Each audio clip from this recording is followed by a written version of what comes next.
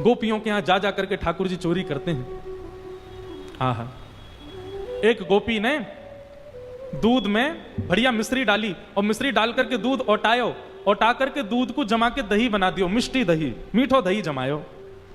और मीठो दही जमा करके गोपी ने ऐसी जगह रखो कि लाला को मिलेगा ही नहीं। कहां रखो? मटकी रख करके, और वाके ऊपर सुंदर एक बैठवे को मूढ़ा रख के वापस स्वयं बैठ गई। ठाकुर जी आ गए। ठाकुर जी आकर बोला, और भाभी जी कहाँ हेरो है? गोपी बोली, कछु ना हेरो लाला, तू कैसे आए हो यहाँ पे? ठाकुर जी बोले, सुगंधी आ रही है, कहीं पे ऐसा लग रहा है कि चेंटी लगवे वारी है बहुत जल्दी। गोपी बोली, लाला मैंने आज मीठो दही रखो है, लेकिन मैं तू को शर्त लगाऊं, यदि तेने ढूंढ लियो तो सबरो तेरो, और यदि तू नहीं ढूंढ पायो तो आज के बाद वचन दे तू मेरे यहां चोरी ना करेगो। ठाकुर जी बोले, देख हम ते शर्त मत लगावे। गोपी बोली, ना तो ती शर्त लगाऊंगी, यदि तेने ढूंढ लियो तो पूरा दही तेरो, और यदि तू नहीं ढूंढ पायो आज तो आज के बाद मेरे घर चोरी ना करेगो। ठाकुर जी बोले, ठीक है लगी। इतने में ही भगवान ने कहा कियो, ग्वाल बाल सब संगे है। अच्छा, इतने ट्रेंड हो गए हैं कुछ ही दिनों में कि इशारों से ही समझ जाते हैं सब ग्वाल बाल ठाकुर जी क्या कह रहे हैं। वर्णन करते हैं शुकाचार्य जी, वत्सान मुंचन क्वचित समय क्रोश संजात हास। ठाकुर जी ने सब ग्वाल बालों को इशारा किया। क्या इशारा किया? बोले, शाम का समय हो गया है, गैया दोहने का समय हो गया है, बाहर जाओ और गायों के सब बछड़ा बछिया खोल के भाग जाओ, सब दूध बछड़ा बछिया पी जाएंगे, दूध काढ़वे को मिलेगा ही ना। इतने में ग्वाल बाल दौड़ करके गए और गौशाला में जाके सब बछड़ा बछिया खोल दिए, और बछड़ा बछिया अपने अपने मैयान के थनन के मुख में लगा करके और पीन लगे। इतने में ही सब ग्वाल बाल आए, अरे गोपी तू यहां बैठी है, मां तेरी गैयान को सबरो दूध पी गए बछड़ा बछिया। गोपी ने उठ करके खिड़की में से देखी तो सब बछड़ा बछिया दूध पी रहे हैं, तुरंत भागी गौशाला को।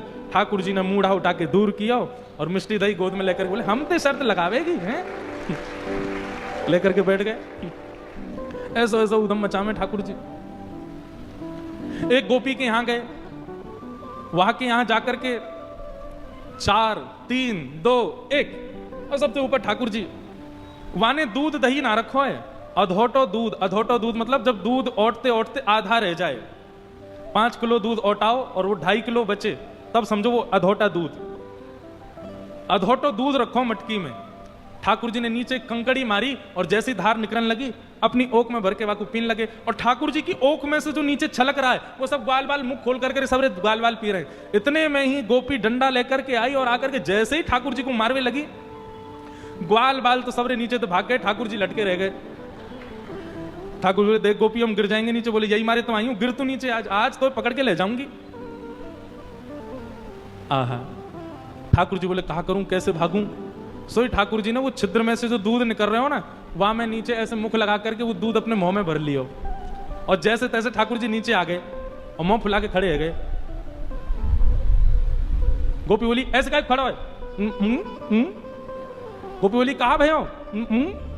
जैसे ही वो गोपी ने समीप गई, भर गंडूश मुख दे मारी।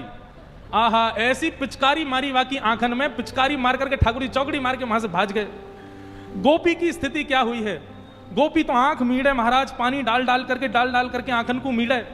सुबह से शाम है गई लेकिन वाके नेत्र धुलनो बंद नहीं भयो। दूसरी गोपी आई, आकर के बोली, हेरी तू सुबह ते आंख धो रही, तेरी आंख लाल पड़ गई, तू काई को ना रुक रही? अरे अब दूध वूध सब साफ है गयो।